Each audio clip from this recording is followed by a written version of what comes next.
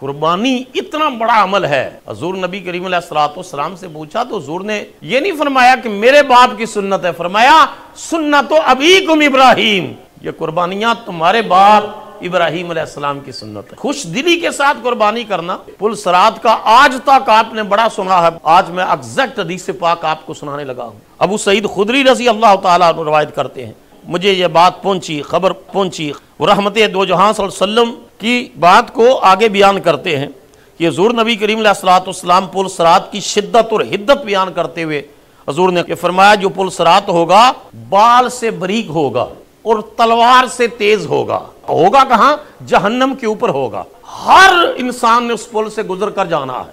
और फरमाया उस पुल सरात से जब सारे लोग गुजरेंगे जन्नती उसको क्रॉस कर जाएंगे, जहन्नमी गिरेंगे, कटेंगे।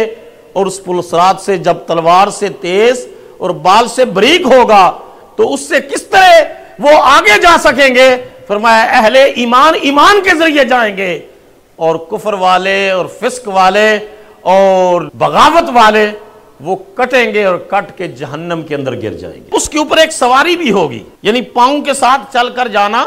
और यहां तक बयान फरमाया पिछले भी उसी से गुजरेंगे और अगले भी, यानी पहले जो लोग गुजर चुके वो भी और बाद में आने वाले। जन्नत तक जाने का रास्ता इस पुल सरात के अलावा कोई अल्टरनेटिव रूट नहीं होगा, बल्कि एक ही रास्ता फरमाया जन्नत में जाने के लिए होगा और ये पुल सरात होगा। और फरमाया इसके ऊपर सवारियां भी काम देंगी। वहां सवारी मर्सिडीज नहीं होगी, कोई BMW नहीं होगी, कोई और इस किस्म की सवारी नहीं होगी। सुने सवारियां कौन सी होगी?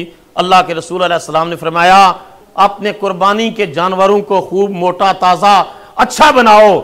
आज जो कुर्बानी आपने खरीदी है, हमने खरीदी है या खरीदने का इरादा रखते हैं हम में से, वो क़यामत के दिन इस बाल से बरीक और तलवार से तेज पुल के ऊपर हमें सवार करके जन्नत में ले जाए।